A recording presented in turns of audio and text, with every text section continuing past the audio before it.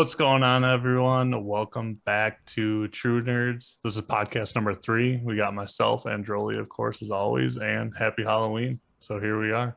Um, I just got done trick-or-treating with the kids not too long ago, so they're all sugared up. It just took a while to get them back to bed, but what about you? You do any trick-or-treating today? We had our door open for trick or treaters, Okay, and my wife bought a buttload of candy, and we had about 5 children show up. that's it. Yep, 3 of which were in one group. So, That's weird because you're in the middle of the city. yeah, like it's a pretty low key neighborhood, but I just think that it's either kind of like older people or young couples before they have kids, Right. and at least that's what the theory going is now. Yeah, we got out. We went over to the in-laws and um got my almost 5-year-old and my 2-year-old. We had a vampire and JoJo Siwa. So but yeah, they both had full buckets. But yeah, so I'm repping my Halloween cup as usual. Oh, So love it! but Exciting. so I've been waiting all week. I purposely told you not to tell me how your trip down in Texas went. So now's the time. Fill me in, man. Yeah, we haven't talked about anything personally for a Yeah. week to save Nope. it for the show. So I went down to Texas to build one of our high school friends, or one of my good friends that we went to high school with, a new computer. Very exciting, although it is a very bad time to build a computer in the GPU market. I actually won the Newegg Shuffle to make this whole build happen, right? So I kind of priced everything else out, and I was like, okay, if we get a graphics card, we can make this deal happen. So And I just got to interrupt here. The Newegg Shuffle, when I was trying to get my graphics card, I entered every single shuffle and didn't get one. Essentially, what it is, you're winning the lottery to even get the chance to buy a graphics card. So I just wanted to make that known that even getting that is extremely lucky because I yeah, didn't get it. But right. So there at least at one point in time. Now I don't know if it's that hard currently, but they said your chances of winning the Newegg Shuffle are about as good as winning the lottery. So just to like kind of put that all in perspective. Now I think there's a little bit less people trying entering the Newegg Shuffle currently. But yeah, like that happened. And the funny thing is I tried to buy a GPU off Facebook Marketplace like a couple days before that. I had heard, prices are coming down on Newegg Marketplace or Facebook Marketplace. Things are more readily available. Some of the GPU prices are coming down. So I checked it out, and we were really honing in on a 3060 Ti, mhm. which is one step below the graphics card you have. The 3070 offers really good performance without kind of compromising a lot. It's kind of a cut down 3070 in reality, and much different than the actual 3060. So if you look at all the prices online, the 3060 and the 3060 Ti are not that far apart in price, but in performance, it's big. Right. The Yeah. 3060 or the base 3060 is maybe a 2070 level graphics card Hmm. going off of previous graphics card, previous generation performance. And the 3060 Ti is 2080 Ti levels or just below. Which was a You're, huge price jump in the last generation because anyone who had a 2080 Ti was like, you yeah, you have $1,200 yeah, graphics you card. you Yeah. have the best rig possible almost or Yeah. GPU possible. So yeah, that's a huge. And looking at year to year um performance upgrades or whatever. So a 2080, even though it's last a 2080 Ti, even though it's last generation, that was only, a year or two ago, right? It's not that much different. Um you still have an extremely good graphics card. It's just Oh, not yeah.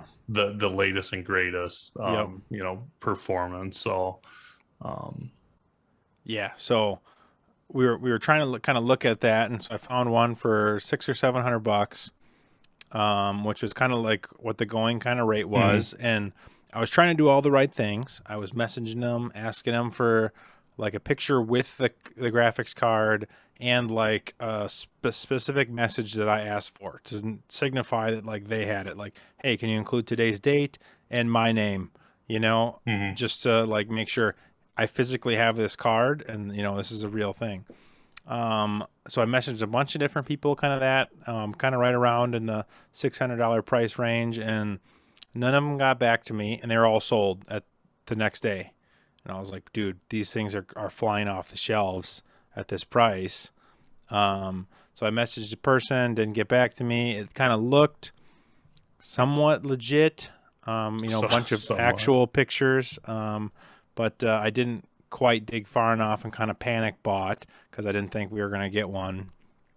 And so turned out is a brand new account kind of a deal, or only had been an account for so long, didn't have very many pictures.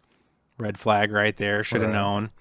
And then gave me a tracking number. I bought it at like 10 or 11:30 at night. I got a tracking number before I went to bed.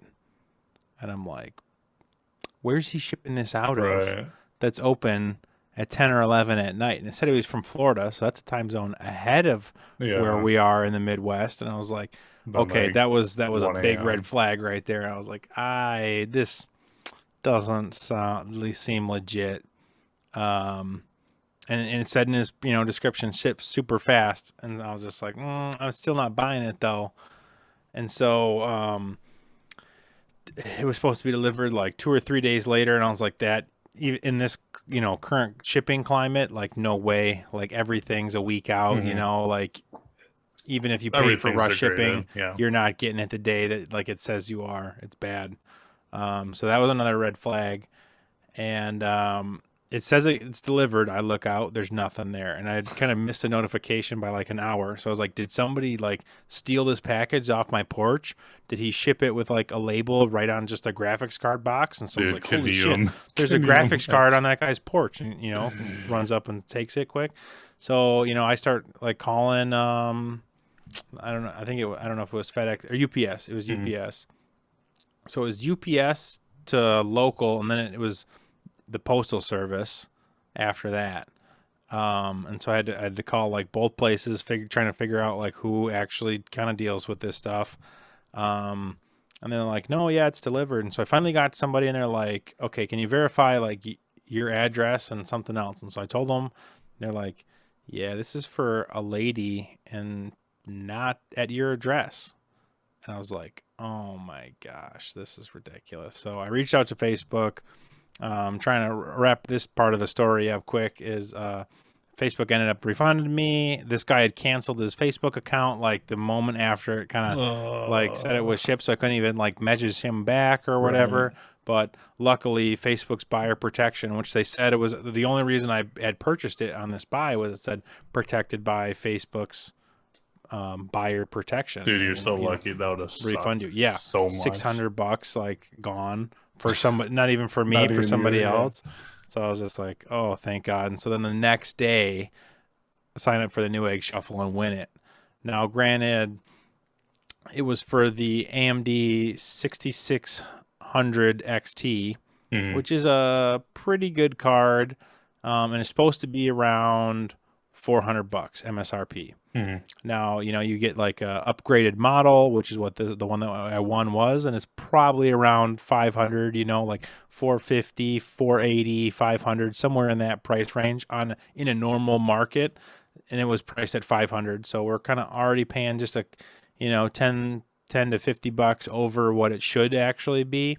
And granted, it was overbuilt. It's the overclocking model, so it was a nice one. It wasn't the base model, which I was happy with. But we're already paying like a little bit of a premium. And then we won it was bundled with a motherboard, an Intel Z 490 motherboard for $100. So we ended up paying $600 for the GPU. Now, one of his like only requirements was it needed to be a small form factor build. So we couldn't use the motherboard in that build. Was he planning on traveling with it, or what was No, just his wife is they're in an apartment. Okay. And so they're very conscious of how much space kind of everything takes up. Yeah.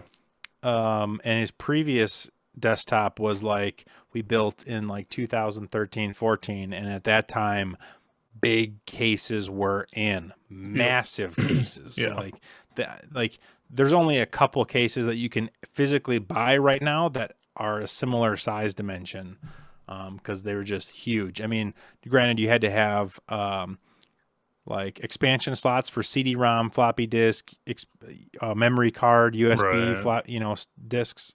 That had to be there. Then they had to have like a whole bunch of hard drive cages because everybody was their SSDs like weren't a thing back Yeah, when then. I'm looking at mine, and even mine, I have two, Yep, four, yours was six. probably I one of have the eight. smaller cases Yeah, I have of eight that slots, generation. Yep. which is it's Um, still a big case, which is correct. wild. Yeah, but I would say compared to his, yours is a medium case. That's wild. But I Yeah, think mine's huge. I know. But So, they just wanted like a smaller thing, and they've been kind of moving, and they're looking at buying a house in the next couple of years or whatever else. And yeah, so they wanted to get rid of a lot of clutter, and his wife wanted a smaller case, and he'd kind hmm of pay extra for it. and like we've said before, what your wife wants, they get. Happy wife, happy life. Well, she's like, buy a computer. Yeah, totally down with it. Spend 3,000. I don't give a shit. My Just one needs to be requirement is that it's smaller. sold, done. Yeah. So so we pick out this nice thermal take, same brand as your Mhm. case, and it's got like a really nice like showroom kind of case. It's small in dimensions, but it like a small square, but then it like goes it's more vertical, if that kind of makes Yeah. sense. Yeah. And so it's probably about half, if not just like slightly under half the size of your case, Okay. but same height pretty much. So Right. it's as tall, but it's just like kind of squeezed down. Right. Yep. Really cool case though, and it was really fun to build in, like building a unique form factor that I don't get to that often because most people have a very strict budget, hmm and the smaller kind of case you go, things get more expensive, Right. right? Yep. The smaller motherboards you get, It's a niche market, yeah, or for yeah. people like you who use their gaming for or their rig for traveling. Because Mm-hmm. Dan has two different main rigs, one for traveling, one for his main. Well, obviously you have more than just two, but you got your main and then your traveling one. So we talked the graphics card. What'd you end up doing for motherboard, RAM? What's his processor? Yeah, so Fans? he kind of like originally he told me, he's like, hey, can we when we he wanted to build one specifically. He's a major Halo guy, so he wanted to build one for Halo Infinite when it was coming out. He sucks at Halo 2. Better at Halo 3. It's not Yeah, hit he did scan. I suck at just want Halo to put 2. I just want to put that out there. It's I an crushed him in Halo 2, and now he crushes me in Halo 3. But yeah, so just a little jab there, he quick. Sorry, he I couldn't originally help had it. myself. He wanted like $1,000 PC. I was like, bro, we're having a hard time finding a It was- graphics card for right. $1,000. Like, I maybe could wrap one into like $1,500. And he goes, okay, 1,500. And then so I like price went out. It's like 1,550 or so. And he goes, it's just a little too expensive. Can we get that down? I'm looking to buy a monitor too. I'm like, okay, yeah, I can try. So I'm fudging with the numbers and different things. And originally I had the new like AMD Ryzen 5600 picked out because it's just a monster all around hmm PC or CPU that offers like top level performance for not that much money. But ultimately, it didn't really fit in his budget. And strangely, the more compact AMD motherboards, the micro ITX, are much more expensive, $200. So the CPU is pretty decent for the value at like 290 or $300, but then the motherboards start at like 180 to 200 That's bucks. crazy. I think I paid for my B450 steel. I paid what did I pay? 90, $80, Yep, 90, something 80 like that. bucks. Yeah. Yep. So just to go from, and you have a micro ATX hmm motherboard, Yeah. to go from micro ATX to mini ITX, it's like Literally $100 $100. premium. That's Yeah. crazy. And every, dollar counts in this guy's build. Right. So I was like, all right, well, AMD's might be out. And I didn't want to go third gen AMD just because like there's better performance out there now. hmm Obviously, like AMD launched at a really powerful performance number, and then Intel actually right now kind of finally there's like, okay, well, we're going to battle at the price to performance level. And so they're a little bit cheaper option right now, especially with the, when you factor in the motherboard. It used to kind of be the opposite hmm where they were either on par or AMD was a little bit cheaper, just slightly. But then when you factor in the whole cost of system, motherboard, CPU, RAM, and everything, AMD came out way better. Like you could get way better boards. Like your board for $90 was actually a really solid board. You couldn't really get a really solid board on Intel for the longest time.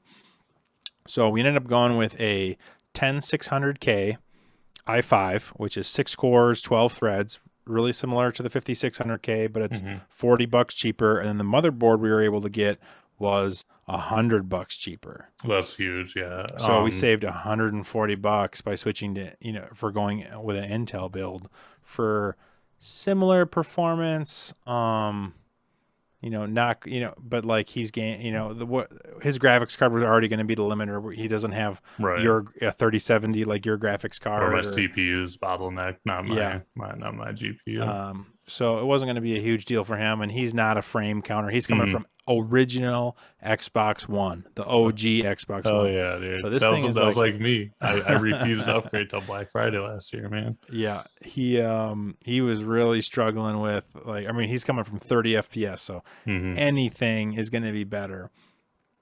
So we ended up going with the 10600K. Great CPU. I was trying to fit in.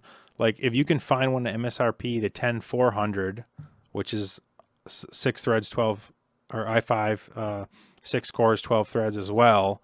But you can't overclock it and some other things. Their MSRP is $180, and it is the budget price to performance king. For $180, you can't get anything that tops it. And then you can slot it into a cheaper motherboard because it doesn't pump out as much heat because it doesn't boost as high as the higher level Intel ones, but just really solid performance. So that's what I was trying to get them, but even those were kind of sold out and scalper priced. So those were at $220, $230, and I was like, for 20 extra bucks, we might as well just get the K variant, which boosts up higher, just right out of the box, and just not have to worry about a CPU for a long time. So we went with that. We went with the cheapest 16 gig kit that I could find. It was $50, which we've talked about in the past. There's only 3 manufacturers of RAM, so who gives a shit? They're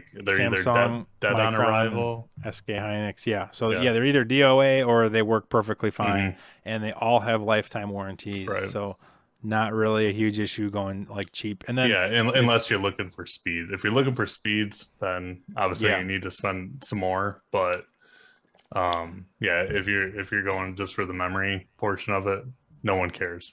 So. And AMD really a lot of its performance comes off the speed of the RAM, where Intel's really doesn't. There's some applications that benefit from it, but the AMD's Infinity fabric, the interconnect between the cores and chiplet design of the CPU all runs off of your memory frequency speed. So kind of the faster you push that, and there's a limit, obviously, you get a lot more performance, up to 20%, going from base DDR4 2133 to 3600 speed. So that's where AMD, it's really important to spend that little bit of extra on a decent kit. Even 3200 is a really great medium performance where you can get it for really cheap. That'll boost you up. But Intel, that's what I got. I got the 3200, and I think it's perfect. But I got I got 32 gigs. I got 216.6. I can't even remember how much I paid now. It wasn't that much. No, it really wasn't that. Not even. I think it was $100. Not even for 32 gigs, right? And so we spent 50 on the cheapest 16 gig kit that we can. So you doubled that for value with higher performance. So obviously great deal. But with Intel, it's just not that big of a deal for speed wise. So we were able to save some money there. We went with just a 1 terabyte SSD for the whole thing because he only plays a couple games, Call of Duty, Halo.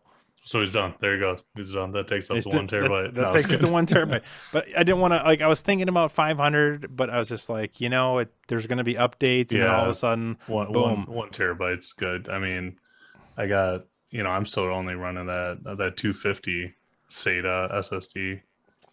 and then I got my normal hard drive. But that's my next thing I want to upgrade. But Mm-hmm. you didn't do an M.2. You did a SATA Yep, drive, normal. we just went with a regular one because it wasn't worth paying the premium for the price, Right. and we could I found a pretty good deal. It was like $80 for a 1 terabyte, just regular SSD. Whereas if you wanted a 1 terabyte M.2, it was like 120.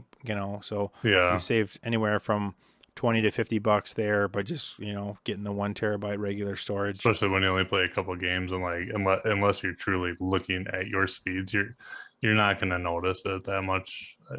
Yeah, I mean, We've talked about yep. that, Yep. I but mean, it might benefit if you've got some crazy internet. It could benefit in like download speeds and write speeds if you're transferring data and moving it back and forth. But just playing the games, it's negligible at best. yeah, on startup, unless Yep. you're playing Destiny and you're loading in and out and in and out, that might be Right. And then maybe in the future, so Microsoft is wanted to introduce a new kind of feature that will allow your graphics card to talk directly to the storage and bypass the CPU. And so what it wants to do is take any data, the level, the map, whatever, and just fire it straight to the graphics card's VRAM, and bypass all that other bypass the CPU, which would then go to RAM and then would transfer to your graphics card. And so it's direct storage technology is kind of what they're calling it. And so that'll require a PCIe 4.0 SSD that's really fast. It's kind of built into their Xbox One X architecture, Xbox Series X architecture, and the PS5. So they're kind of looking to implement that, and a lot of people think realistically, it's probably like 3 to 5 years away from being like fully implemented, right. just because the whole market of PC kind of has to convert to this technology, right? And if your developers are going to make a game around this, that means they're kind of leaving everybody else out. You could leave a whole group of people correct, out. and there's a So lot they don't of want to do budget that. people, and there's a lot of people that don't upgrade their computers. So then you're talking a much smaller market that it's going to buy your game, right? So that's why I say 3 to 5 years realistically, this is going to kind of become a little bit more widespread and available. But he's not really concerned about that, and he went 7 years after he bought his first PC and now upgrading. So he's like, I don't want to wait that long ever again. I want to do a little bit more incremental upgrades because I dropped a bunch of money down, and then in the future it'll realistically be much cheaper to just small upgrade the computer versus all at once, right? Just like I'm doing, or not done. Yep, like you've done. Like we did a really good job with yours and Casey's, of just small incremental, like upgraded the RAM, upgraded the CPU or motherboard, upgraded the graphics card, and we picked good components that had the legs to stretch to that next level without paying an arm and a leg for. Side note about Casey, if you're watching, I'm still mad at you. The little joke you played, not cool. Yeah, we'll talk about that later. He got us good. So is he happy? Is Jake he loves happy? it. Good. Yep. So I flew down to Texas. He lives in Houston. Flew down, built the whole thing. Works phenomenally. We're just right out of the box. Boom, just getting everything. We had to with the 6600 XT. We went with a 1440p monitor, like you have, high refresh rate. So it doesn't really perform at like 1440p high FPS levels. So you have to go in and tweak some of the settings depending on the game you had. But we got Call of Duty into like the 100 FPS to 120 FPS range while looking at 1440p really crisp. So I was definitely happy with that. He's coming from like 30 to 60 FPS on consoles. He's probably gonna get sick, man. He's gonna yeah, he's gonna be blown away by that's it. good. So, that's cool. Yeah, you gotta hang out with a good friend. See his family. You got to build his computer, everything you love. I mean, so it was great. The only downside, I had some really good barbecue there, but the only downside was traveling back. Yeah. Oh my gosh, I hate flying. It's the worst. I got stuck in Texas. Oh yeah. So Dude, I actually, had, I got last time I flew to Texas, I got stuck down there too. I think I was on the tarmac for like 3 hours. It was super obnoxious. And it was so I did, actually the day before Heather's sister's wedding. So oh no, I missed the rehearsal dinner. Yep. no, Yep. It was great. dude. It was super great. Oh, and then they lost my luggage. So then I didn't have any clothes for the wedding, so I had to run to the run to the store. It was great. Anyways, Oh my God, I hate continue. flying. Sorry. And so I didn't have anything that bad. Well, I wasn't 3 hours on the tarmac, like sitting on the freaking in the plane, but Hmm. I ended up Breathing sitting, that refreshed, yeah, no, shitty yeah. air. Ugh. And those tiny seats were big guys. Yeah. You're what, 6'2", 6'3"? Hmm. I'm 6'1". Like I don't really fit in any of those seats, and so anything more than like an hour or two is just like, oh my God, get me Get out me of out here. of here. Yeah. So I didn't have any like delays like getting on and off the airplane, but I get there. So I had purposely scheduled my flights. Especially I didn't have anything going on that day, so I was like, I want a long layover in case anything happens. The original flight that I was gonna pick was like a 40-minute layover. I was like, if one thing goes wrong, You're gonna miss it. I'm gonna miss it. I was like, I don't feel comfortable. I don't have anything going on else that day, so I picked an earlier flight. So there was one connecting flight, so I had to go from Houston to Dallas, and then goes into directly to Madison. So like, wasn't that bad, but I couldn't get out of Houston. There was like some maintenance delays, and they only had like two flights going from Dallas to Houston. I'm sorry, from Houston to Dallas. Hmm.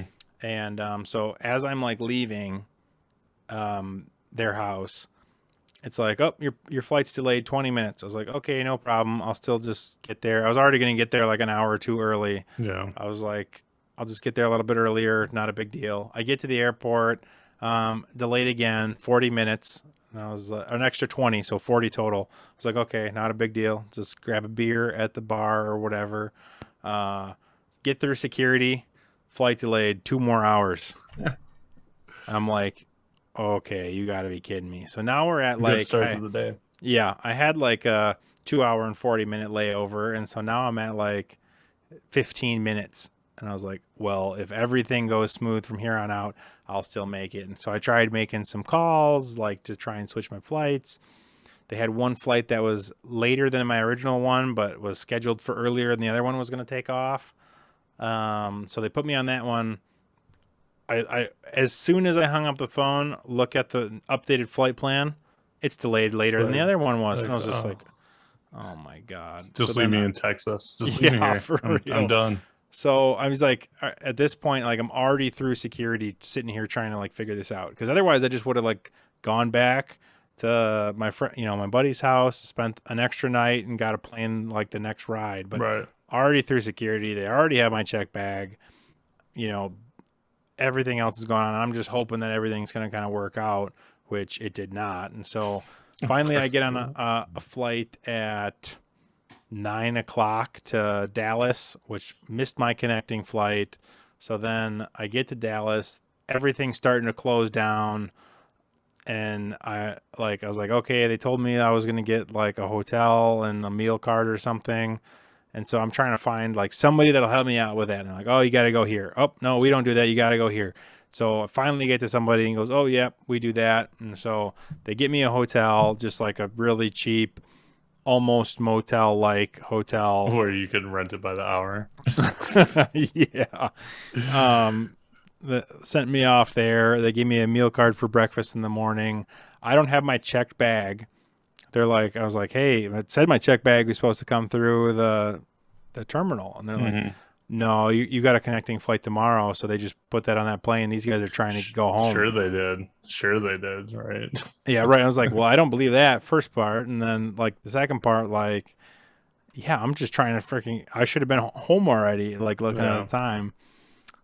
So I wasn't expecting, any kind of delay that would keep me here in Dallas or Texas. So I didn't pack any extra clothes. So I get to the hotel.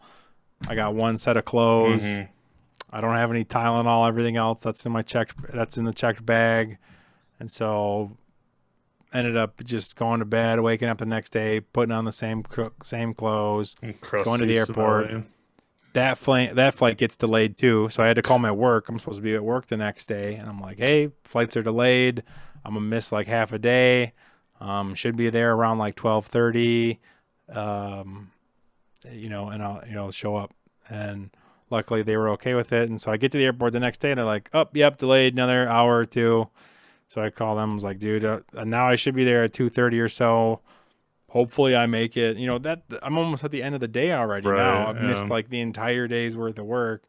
And so just really, and then so there was a couple things on the app that would say, oh, like how much would you pay for like to switch your other flight? The flight's overbooked. We give you like, $200, one of those kind of offers. And so I like said that, and nothing ever came up of it. And I asked a few of the other people about it, and they're like, oh, that's if like the flight's overbooked and somebody switches with you. And I was like, well, it ain't flying anywhere, and I'm not getting out of Right. Texas, so give me something off my Yeah. ticket cost. No I just kidding. missed a whole day's worth of work for this, so Right. $200 doesn't cover that.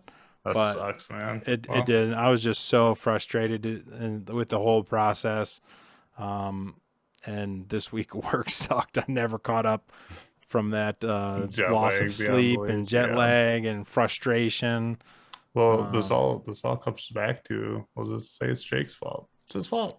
It's his fault. He It made really you. is. He made you go build it. But oh Yeah, well. but so that was that experience. I'm glad you made it home. Glad you made it home. So I mean, yeah, the things we do to get other people computers and right, so yeah. they can game Well, with us. not I do. You do. You help me get my computer. So, well, we already talked about what we've been gaming. Nothing's changed with that. I don't think we need to talk anymore. Well, we did play a little Halo while I was down there with Enslin. Which Halo? Master Chief Collection. Yep, little Halo 2, little Halo 3. And going back, it took us like 3 or 4 games to get back to it. We got dumpstered on I bet. for a little while, but then we started smoking people, dude. It felt good. And now I'm getting real excited for Halo Infinite. I was like, dude, this is a blast, especially coming from battle royales primarily right now in my multiplayer setting. Back to arena. Just a arena shooter. Yep. And some people are saying like arena shooters are dead, especially for streaming. Nobody wants to watch like the other stuff, and like which I think is completely false. I don't hate BRs. You know my philosophy on BRs, but arena shooters are not dead, man. Like, yeah, I don't think playing them is dead. You maybe as far as these high level streamers that are trying to play the most popular games to get the most viewers, maybe it's kind of dead in that area. But I mean, obviously, still there is a group of people that are going to watch it. Oh yeah. Playing it, no way. So much fun. Yeah. Were you playing mouse and keyboard or controller? I had to play. Well, I was playing a little bit of both. I think I primarily played mouse and keyboard there. I mean, obviously, I brought my mouse and keyboard setup for myself, and but like we didn't have like a ton of table space or mouse pads or anything that I was used to for the most part, and so had to make play a higher DPI and a couple other things. But trying to stay on the head, you're like making small adjustments. Like you're used to the whole shoulder move, but but man, it felt good, and I'm so excited for Infinite. I'm excited too. The more like I just watched the campaign reveal trailer, like one was a week ago, and like it looks good, man. It's got the Halo 1 roots, but it's got that new graphical touch. I think they really did a good job of just staying true to the Halo feel and vision, but in a modern setting. I agree. Just like the shooting feels very Halo, but like the sprinting and sliding feels modern, and it's a really welcome touch. And I'm really glad they added all that in, because going back to Halo 2, and you're like, I want to sprint, and like there's no sprint, and you're just like, it's just an older generation of game where you still respect it because you have so much fun playing it, but like when you actually go back and play it, I tried doing that last year or 2 years ago. I tried like maining Master Chief Collection to play Halo 2 again, and I just got bored because after a couple weeks of playing, I got bored because it's like you said, you want to sprint, you want the skill ceiling in Halo 2 and Halo 3 is high, but it's not as noticeable, right? So like And by I mean that, like, one dude will hit one extra round in his BR in your face because he is a better player than you versus trying to learn movement techniques and stuff. It's just not there. So I feel like it takes longer in Halo 2 and Halo 3 to reach that skill ceiling. Um, but in like Halo 5 or these new Halo Infinite, it's a lot more entertaining to get to the top of the top versus just spending years playing a game to get your shooting mechanics down. So Right. but like you look Yep. at Halo 5, and you actually told me to get back into the game because this was a couple of years ago, but you're like, dude, Halo 5's multiplayer was actually really good. And I didn't like it because I was a Halo 2 fanboy. Halo 3, and not really, but mostly Halo 2. And then when I went and played Halo 5 and realized they brought back hit scan, just like Halo 2, I fell in love with it because it was hit scan, but then you had the added movement of the Mm-hmm. little bit of thrust, but nothing that was game breaking, like Right. Call of Duty Advanced Warfare, some shit like that no one wanted, Yep. or liked once it came out. But yeah, I'm excited. It's gonna be my shooter. I already made that clear. I'm probably not playing Battlefield. I'm not gonna play Vanguard. I'm not giving Activision any more money. Um, Yeah, for real. maybe Battlefield like later I'm still on. on the fence about Battlefield. I think they what really starting to intrigue me though is they have a Escape from Tarkov game mode built in. Hmm. Um Is that like in the what's the custom thing? oh yeah, nope, it's Portal. separate. Portal. Yeah, separate from that. Um but it's this satellite retrievement thing or something like that where it's kind of a BR type area where everyone's against like each other, and there's satellites that fall down, and you have to recover the data and escape to an extraction point. And so while it's not like you have to be the sole winner of 150 other people, it is everybody else first year squad, and everyone kind of has like a little bit different mission, but they converge on these satellite data points and then extraction points, right? And so you kind of get a lot of that area where I've seen some Escape from Tarkov and I can respect it, but I'm not the biggest fan of the like simulation shooter type things. Right. Super You super know, realism. You take one bullet, yeah, you're dead. yep, and or just like I guess I kind of prefer the arcade type shooters, Mm, where Escape from Tarkov, like I can respect what they were going for. It's sound peripheral thing. You can hear literally everything in the game. yeah. You can hear each other talking. You can hear enemies talking. You can hear them moving. So like sound is really important. I love that, but the whole shooter aspect is kind of like low graphic fidelity PUBG type stuff, Yeah. and it just like I just have the hardest time kind of getting into that. So I'm really excited to see Battlefield's take on this, and hopefully they kind of make it a really good game mode, just kind of like Fortnite did with PUBG's game mode. PUBG was around for a year or two before Battle Royales really took off, and before Fortnite just copied their model, Mm-hmm. right? Yeah. And then Activision copied and improved upon their model, and so hopefully Which is good for everyone involved. it just Healthy brings a whole competitions. bunch Yeah. more gamers and more Mm-hmm. competition and more people Forces playing those developers kind of to. games. Yeah. Yeah. So hopefully Battlefield's take on this concept is really good, because there is a subsection of people who love Escape from Tarkov, and I can respect it and Yeah. kind of do stuff, but the Escape from Tarkov game just wasn't exactly for me. So I'm really hoping Battlefield nails that game mode. The Portal game mode seems awesome, and then obviously they have their classic multiplayer massive Conquest. battles. Yeah. Yeah. So Conquest. Because I um, used to be a huge Battlefield yeah. player. Oops, ooh. Um, and I mean, typical EA story. Um, you know, uh, Battlefield 3, Battlefield 4. But then anything after that, I couldn't even tell you the order they came on. I just stopped caring. Same with AAA Yeah. games, man. Not huge into it anymore just because I've been burned so many times. But if Battlefield 2042 is good, I'll play it, but I'm definitely not pre-ordering. I'm definitely not playing it Oh on yeah. launch. I'm gonna wait, 100%.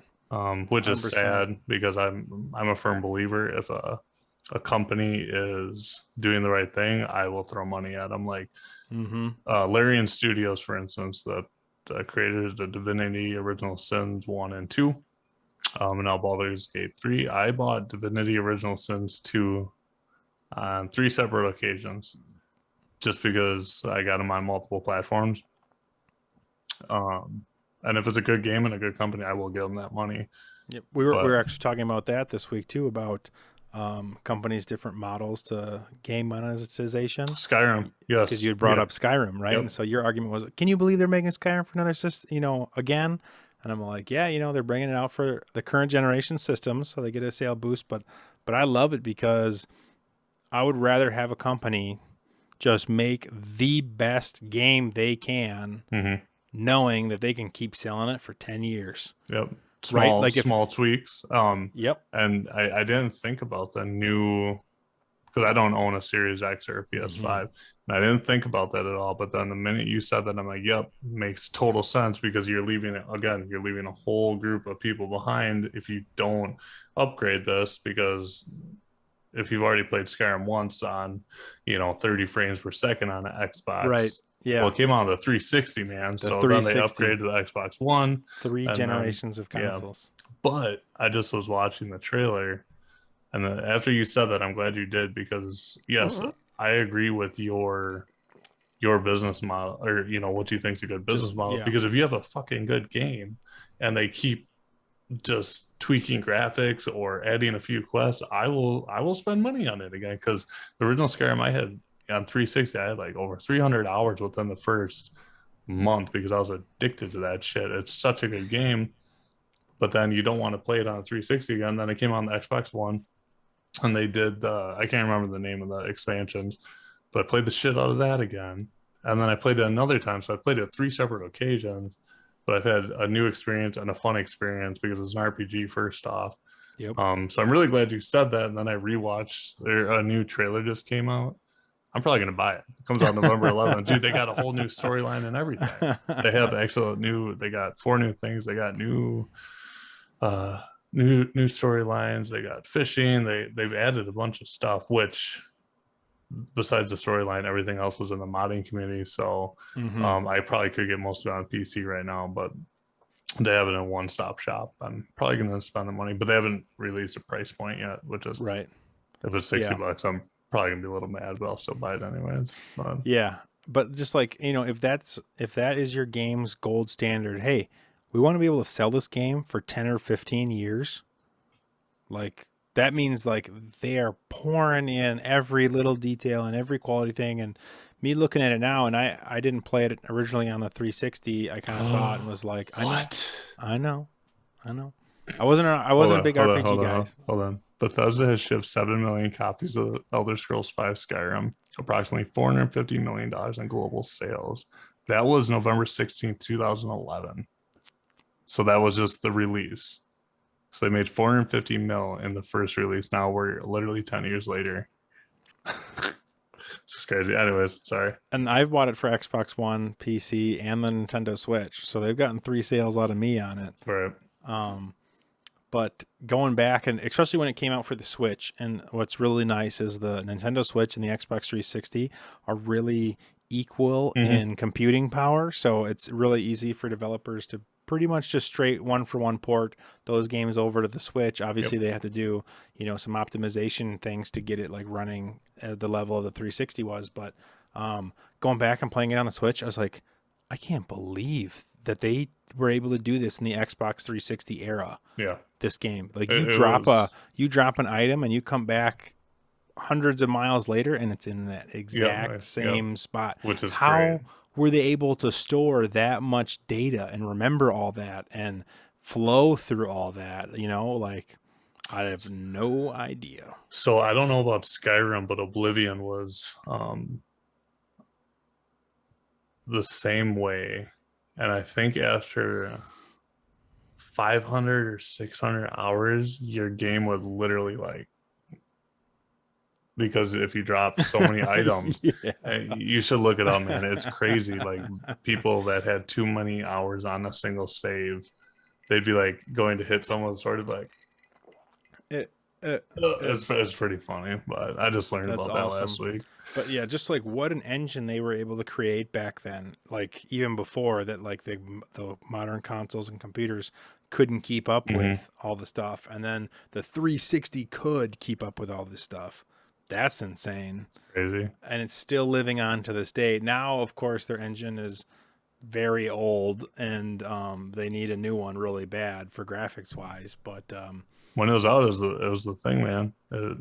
Obviously it was always clunky, but the difference between clunky and like, hardcore glitching, like mm-hmm. people just understood there's going to be uh, clunkiness dealing with an Elder Scrolls game because it's such a huge open world game. Um, but they did everything right, and I hope in the next one they get that new engine because if it's the same engine, I'll still play the shit out of it. But it would be nice if they like had a little better combat on this next one. Yeah, when I heard, I think one of the biggest red flags for Fallout 76 was when it still said it was the same engine as from Skyrim. Xbox 360. Hell I'm like, yeah. bro, like you need to get on a new engine, man. But Yeah. I think that's why, we can get it. We've talked about this before, is the whole why they did Fallout 76 as a live service model is to keep gaining revenue because Hmm. they're hopefully working on a new engine and a whole bunch of new projects that were years out.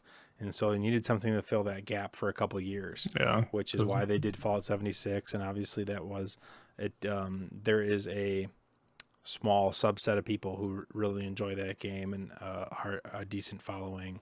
But and that ultimately, I think that's why they sold to Microsoft, is because they're like, we don't have anything for the next 3, 4, or 5 years, really, Yeah. realistically, and we need money to make sure that we can make all those Right. projects. Because they got so they released Doom a couple was that 2 years ago now? So id Software does Doom, but Bethesda publishes it. Right. Okay. So, oh yeah. So they didn't actually develop it. But yeah. Hmm. But they got Starfield. Starfield's coming out. Hopefully, They like just when people said this year, I was like, no, no, no, no way. And then no. Elder Scrolls 6, whatever that may be. I mean, they just all they did was a teaser of it, so Yeah, I that's don't gonna think be probably that's 3 years out. hopefully because I want that gold standard to be there, right? Hmm. I Take as long want as you them. want. I want developers take as long as you freaking need. Don't Yep. give me a half-ass release. Like it pisses me off because you look at Cyberpunk. CD Projekt Red's one of my favorite developers, and then they come out Too. with. We don't need to talk about Cyberpunk, but I just want to say, Uh, like, don't do what a that.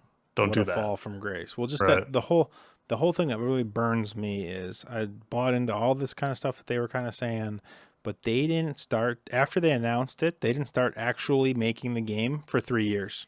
Yeah. So it took them 7 years to launch it from announcement, but they Hmm. were only in development for 4 years. Right. It's like an Anthem So story. yeah, well, so hopefully, they're actually working on the next Elder Scrolls saga, and they didn't just announce it just to, Make people have happy. PR stuff. But at That's what. least on the flip side, Rockstar has not announced that they're working on or are coming out with GTA Six. six. Yeah, Yeah, six. six. So people are mad that they're still, doing GTA 5 stuff, and there's a big backlash right now of people that they're doing the remastered 1, 2, and 3 collection or something Hmm. like Yeah, that. they're Um, doing no, they're doing GTA 3, GTA 4, and GTA San Andreas. okay. Or no, GTA 3, and then Vice City, and then San Andreas, I Yep. believe. Yep. So people are really mad about that because they haven't said anything if they're working on the next GTA yet, and Hmm. GTA 5 is really old, Right. another 3 generation like console generation Yeah, I had game. that on the 360. Yeah. So um like so at least like in the Bethesda side of things, people know that there is another Elder Scrolls coming out and they're working on it. And I do not want any pressure on them to release that at all because Hmm. just too many. I don't want anything like Cyberpunk to happen to any other game ever again, Right. or Yeah. or an Anthem or anything else. Like, just don't announce. Well, first off, don't announce your games Hmm. that early. Just bad. But if you Right. are, do the teaser and then just take as long as you kind of need. I mean, it's free marketing because if you tease and then hype up, people are still going to talk about your game. Yeah, they might get mad, but guess what? They're still talking about your game. So when you finally Or do just start or trickling just stuff like, yeah, in, kind of announce, just like have not a full announcement, but have one of your VPs or your people like say, we're working on the next game. We're not going to say anything else. We're in development. so here's who did it best. Obsidian with Outer Worlds 2. Mm-hmm. Did you see that? Did you see that one? They're like, Oh yeah. badass boss, but we haven't even started it I yet. did see that. It's Yeah. they're so essentially they're like, hey, Outer Worlds 2 is coming out. It's in development, but guess what? We haven't done shit. So here's this cool ass boss that's probably not going to be in the game. Hey, here's this weapon. Probably won't be in either, but you know what? It's a cool concept. And they literally memed on everybody. And that's why I love Obsidian, because they don't give a shit, which is great. But they produce badass games. Yes. But Obsidian. I'm very excited to see everything that they're coming out with next. you still need to play Outer Worlds. I need to beat it. Yeah. Yeah, you need to beat it. Yeah. Well, we're going on a little longer than we normally do. You got anything else? Anything crazy happening? Obviously, most of your time's been taken up with the new PC build. We're still playing New World. Everyone's hating on New World on the internet right now for whatever reason, but me and Dan are still having fun. Casey's having fun. Mike's having fun. So I'm gonna keep playing it. Everyone needs something to bitch about, but Yep. I'm not bored. I'm No. grinding it. Dan's Yep. grinding it. I think I'm gonna kind of consider it beat or mostly done with if I can hit 60. That's like one of my, I guess, my main goal. And then once I do that, obviously we can pick one night a week or once every other week to do some of the end game content as a group together. But then I'll have time to play other games as well. Yeah, And which so I want to kind of get to that point before a lot of these other, especially Battlefield's iffy, but the next Pokemon Diamond and Pearl remake, and then Halo, and some of the other single experience games that are kind of coming out. And so I want to get to that point in New World where I'm not just having to grind everything. And so I want to get that out of the way now before all the good stuff comes out. yeah. So we'll see how the end game is, but it's a love-hate relationship with me right now because I'm missing playing single player games. But the problem is normally when I miss playing single player games, I'll go play single player games. Right now I'm having too much fun with New World, even when you guys aren't on. So I want to get on and do stuff. I hope the end game's good. I hope it keeps us sucked in and where it's a game where we want to continuously play while we alternate with whether it's Halo Infinite or me playing a single player game or you playing Pokemon. I hope that's how it is, because everything I compare my current gaming to is during middle school and high school. I played RuneScape when I wanted to chill, and I played Halo when I wanted to dump on kids. And I hope I get that with New World and Halo Infinite. But we'll see. We'll see. I mean, especially like, there's a love-hate with us and Bungie and Destiny 2 right now, but their current seasonal model, while I hate it normally, it does work pretty well if you're trying to play other games, because you can log on once or twice a week for an hour or two, and you can get over 90% of the weeklies done, and still feel like you're progressing in the game and having fun with that. But then you can have a life, you can play single player games, and you can do those other things. And so I'm hoping that's what I can get to a point in New World with in the end game, to where that I don't have to continuously always grind, and you can you don't have to play 6 days a week, and if you miss a week you feel like you lost out on dailies or whatever. Yeah, I'm in the same boat. I'm having a blast. I love the economy of it. Every online you have a few streamers who don't want to play the game anymore, which they were sponsored, so obviously they're going to play the game. I think a lot of them were enjoying it, but I think like if you put 200 hours game in, was exactly or more. Yeah, I don't think this game was really. I don't think they expected it to be a big hit. And once all these people are getting to the end game, it's not the Destiny daily grind, right? So they're like, what do I do now? Right. And so they're kind of moving on, which is fine. Like, I don't need I mean, obviously it's nice when the streamers are streaming some of these games and it builds a lot of energy and brings a lot of people into the game. But yeah, they can go and have fun playing other games, and then I'm sure whenever the next update is or expansion is, or next content drop release, all these streamers are going to come back. Right. And But I the wish game is Destiny 40 was still bucks. doing that model. Right, it's $40. You got your There's no money's worth monthly out of it. service. Yeah, dude, I think I'm at 80 hours. That's And I think that's what really sold me was the no monthly mhm. subscription. It's just like, oh, I can just come back whenever for the next year and continually to play this game. Right. Like that's great. And then like Yep.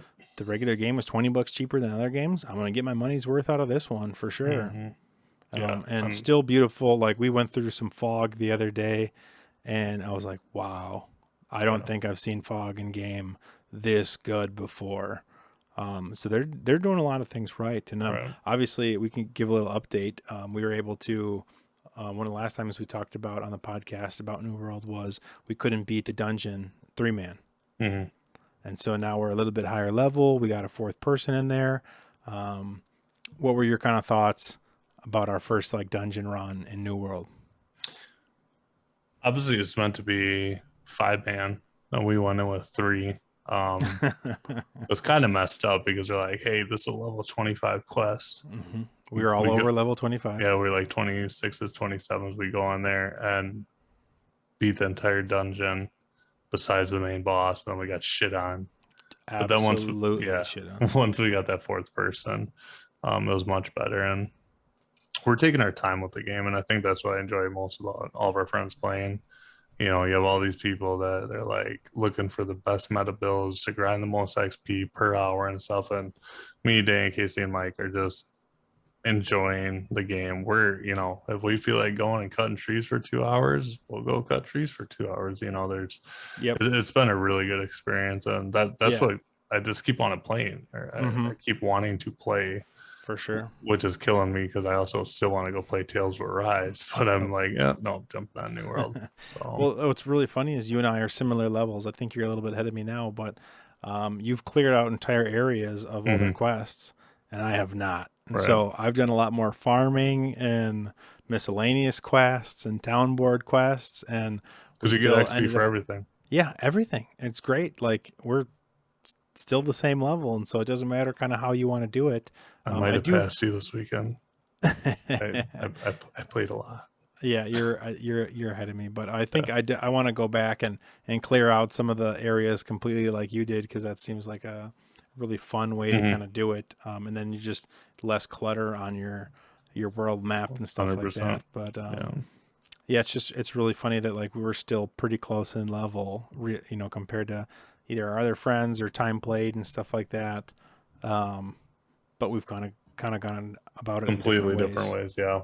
We'll play together every night, but if you know, you can go gather, you can go do town board quests, you can do side stories. There's just so much to do. And the thing that gets me into the game is it's the economy based driven game. Crafting actually matters. So even at end game, if I don't have stuff to do, I think that's what's gonna differentiate me from the streamers. If I don't have end game content to do, dude, I played RuneScape for years. Yep.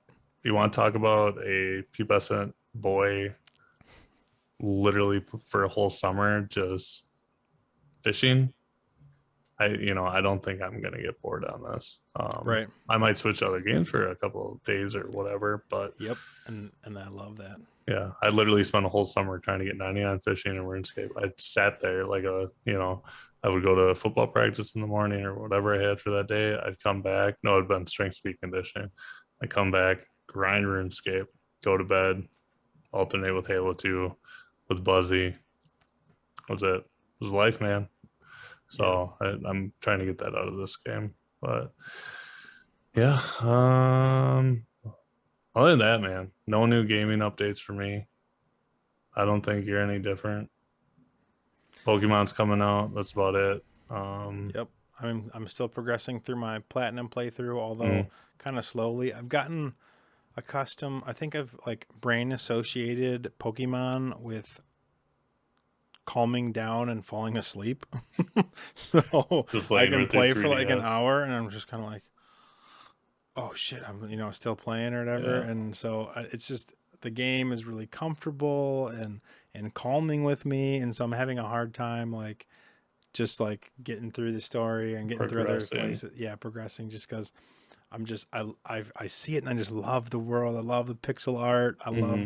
everything about it, and um, I've used it like I play it as the last thing I do, like falling asleep at night, or I've used it watching Nuzlocke runs or other things as I fall asleep at night because it's really slow and relaxing, and really helps me fall asleep.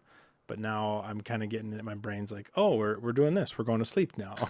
Oh yeah, I had a game like that. It was actually on the Switch. It's called Bastion. Um, if you haven't played it, I think I got it for $4, and it's actually the developer who made Hades. Oh yeah. I think you were telling me about that Yeah, one. but I was the same way. It was just kind of kind of a roguelike. Not really. It's hard to explain. I don't need to get into the details on it, but the world and the music and everything, I'd literally be sitting there on my Switch and yeah, all right, let's pause it for the day. Yep. Um, but cool, man. Well, that's all I got. I think we should wrap her up. We're about an hour, so probably calling the night. So Yeah. I know we got a few new viewers out there. So if you guys stuck around till the end, we truly appreciate it. Give us Um, a like or a yeah, dislike and comment. Give us some constructive criticism and constructive. Don't just be like you're ugly. Like okay, that's gonna help the podcast. oh man, I really got to fix that, Right. Yeah. Something about your face. I just don't like it. But yeah, no, thanks for everyone for stopping in. Appreciate it. On one last note, I will like to, have people comment. Hopefully, I changed some camera settings, and Yes, so hopefully, you look either beautiful. the YouTube compression. I know we talked about it either a podcast or two ago about me upgrading this really nice camera, and then both of us saw it like as we were recording it. It's like, yeah, it looks really good, and then it gets to YouTube and you put it on your 50-inch TV or whatever, and you're like, oh, like kind of just looks like a regular webcam. Um, and so hopefully I've changed some contrast settings and YouTube compression doesn't compress my faces or pixelate it as much as it did before. So comment and see if it looks good or if there's some recommended settings you guys would do to hopefully fix it. Yeah. No, I think you look much better on here. So yeah, you're married. Remember that. That's good. All right, guys. Thanks again, and we'll see you next week.